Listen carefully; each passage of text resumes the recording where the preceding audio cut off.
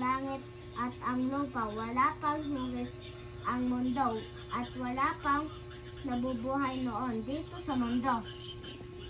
Puro tubig ang kapaligiran at napakadilim, ngunit nagsimulang gumalaw ang Espiritu ng Diyos sa mga ito. Magkaroon ng liwanag, sabi ng Diyos, at nagkaroon nga ng liwanag. Maganda ang ginawa kong ito. Ngayon naman, paghihiwalayin ko ang liwanag at ang dilim. Umaga ang itatawag ko sa liwanag at gabi naman sa dilim. Lumipas ang gabi at ang maghapon. Iyon ang unang araw. Ikalawang araw, nagsalita uli ang Diyos. Ngayon, inuutos kong magkaroon ng kalawakan na maghihiwalay ng tubig sa itaas nito at sa ibaba, at ganon nga ang nangyari. Tatawagin kong langit ang kalawakan, sabi ng Diyos. Lumipas ang gabi at ang maghapon. Iyon ang ikalawang araw. Ikatlong araw, nagsalita uli ang Diyos. Ngayon, inuutos kong ang tubig sa ibaba ng langit ay maipon sa isang lugar para lumitaw ang tuyong bahagi. Ganon nga ang nangyari. Tatawagin kong lupa ang tuyong bahagi, at dagat naman ang itatawag ko sa naipong tubig sa ibaba ng langit. Nasiyahan ang Diyos sa kanyang ginawa at muli siyang nagsalita. Ngayon naman ay magkaroon ng iba't ibang halaman ang lupa. Inuutos kong tumubo ang iba't ibang puno at halamang may bunga at sa binhi. Ganon nga ang nangyari. Iba't ibang puno at halaman ang tumubo sa lupa. Tiningnan ng Diyos ang kanyang ginawa at sinabi, maganda ang ginawa kong ito. Lumipas ang gabi at ang maghapon. Iyon ang ikatlong araw. Ikaapat na araw.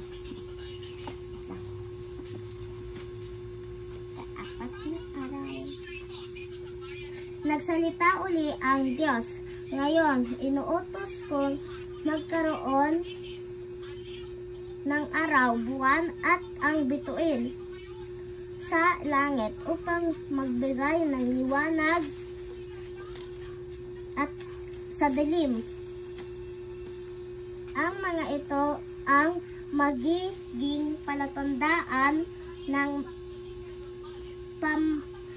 mahahalagang araw, taon at panahon sa mundo. Ganon nga ang nangyari. Nagkaroon ng araw para magbigay ng liwanag sa umaga, at nagkaroon din ng buwan at mga bituin upang magbigay ng liwanag sa gabi. Tiningnan ng Diyos ang kanyang mga ginawa at sinabi, maganda ang ginawa kong ito. Lumipas ang gabi at ang maghapon. Iyon ang ikaapat na araw. Ikalimang araw, nagsalita uli ang Diyos. Ngayon naman ay magkaroon ng iba't ibang uri ng isda at iba pang mga nabubuhay sa dagat. Inuutos ko rin na magkaroon ng iba't ibang uri ng ibon. Ginawa ng Diyos ang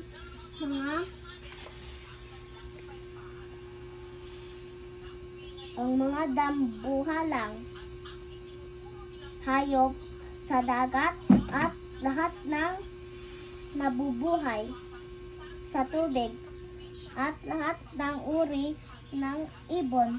Tiningnan ng Diyos ang kanyang mga ginawa at sinabi, maganda ang ginawa kong ito. Pinagpala ng Diyos ang kanyang mga ginawa. Sinabi niya sa lahat ng mga nabubuhay sa dagat, magpakarami kayo at mamuhay saan mang dako ng karagatan. Sinabi rin niya sa mga ibon, magpakarami kayo at manirahan saan mang dako ng mundo. Lumipas ang gabi at ang maghapon, iyon ang ikalimang araw. Ika-anim na araw. Sinabi uli ng Diyos, ngayon magkaroon ng iba't ibang uri ng hayop, maamo at mabangis, malaki at maliit. Ganon nga ang nangyari. Ginawa ng Diyos ang iba't ibang uri ng hayop. Tiningnan ng Diyos ang kaniyang mga ginawa at sinabi, maganda ang ginawa kong ito. At ngayon naman ay gawin natin ang tao, magiging katulad natin siya.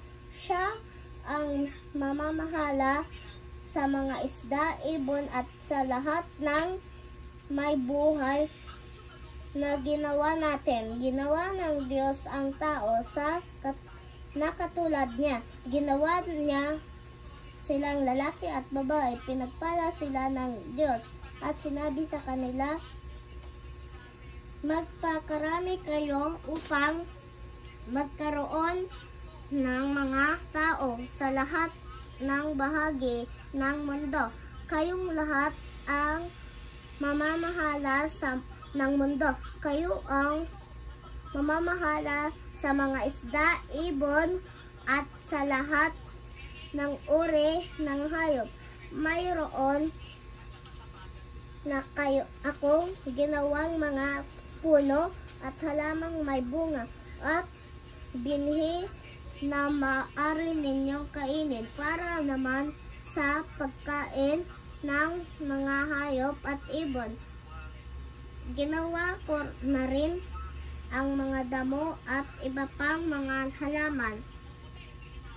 Tiningnan ng Diyos ang kanyang mga ginawa at sinabi, napakaganda ng ginawa kong ito. Lumipas ang gabi at ang maghapon, iyon ang ika-anim na araw. Ika-pitong araw, natapos ng Diyos ang lahat ng kanyang mga ginawa. Nagpahinga siya sa ika-pitong araw. Pinagpala niya ang araw na ito. Ginawa niyang espesyal ang ika-pitong araw. Dahil natapos na niya ang kanyang mga gawain. Ganito ginawa ng Diyos ang langit at ang lupa. Mami, yung ika-pitong araw, di ba? Simba yun. Simba natin. Opo.